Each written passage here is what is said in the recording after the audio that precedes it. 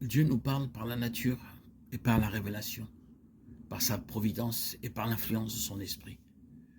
Mais cela n'est pas suffisant. Nous avons besoin de lui ouvrir notre cœur. La vie et l'énergie spirituelle dépendent d'entretiens réels et directs avec notre Père céleste. Notre esprit peut se reporter sur Dieu. Nous pouvons méditer sur ses œuvres, sur sa miséricorde, sur ses bénédictions. Mais ce n'est pas là dans le sens le plus complet du mot, être en communion avec lui. Pour être en communion avec Dieu, il faut avoir quelque chose à lui dire concernant notre vie réelle. Prier, c'est ouvrir à Dieu son cœur comme on le ferait à son plus intime ami. Non pas que la prière soit nécessaire pour instruire Dieu de ce qui nous concerne, mais elle nous met à même de le recevoir. La prière ne fait pas descendre Dieu jusqu'à nous, elle nous élève jusqu'à lui.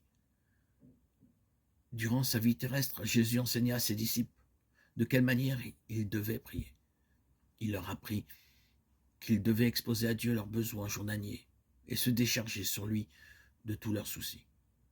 L'assurance qu'il leur donna de l'exaucement de leur prière, il nous la donne aussi. Pendant son séjour parmi les hommes, Jésus lui-même était souvent en prière. Notre Sauveur a connu nos besoins et nos faiblesses. Il nous apparaît comme un suppliant, demandant constamment à son Père une provision nouvelle de force pour faire face aux devoirs et aux épreuves. Il est notre modèle en toutes choses, un frère dans nos infirmités, car il a été tenté comme nous en toutes choses. Hébreux 4,15. Mais il était l'être sans péché, et sa nature se révoltait contre le mal. Il a passé par toutes les luttes et toutes les angoisses de l'âme auxquelles sont exposés les humains dans un monde de péché.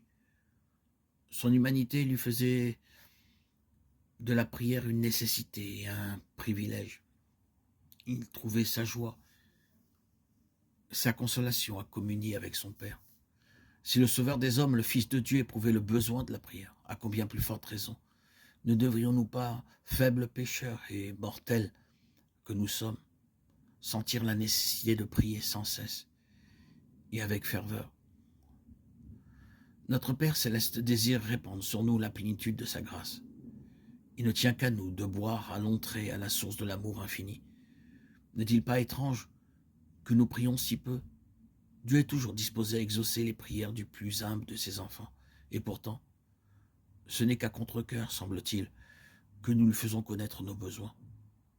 Qu'est-ce que les anges du ciel peuvent penser des humains? Être chétifs et misérables, sujets à la tentation, quand ils les voient prier si rarement et avec si peu de foi, alors que le Dieu d'amour veille sur eux avec la plus tendre sollicitude, prêt à leur donner plus qu'ils ne peuvent demander ou même penser. Les anges aiment à se prosterner devant Dieu et à être en sa présence. Ils considèrent la communion avec lui comme la plus grande joie, tandis que les habitants de la terre, qui ont un si pressant besoin de l'assistance que Dieu peut leur accorder, semblent se plaire à marcher sans la lumière de son esprit et privés des douceurs de sa présence. Les ténèbres du mal enveloppent ceux qui négligent la prière. Les tentations insidieuses de l'ennemi les font tomber dans le péché. Et tout cela parce qu'ils ne profitent pas du privilège de la prière.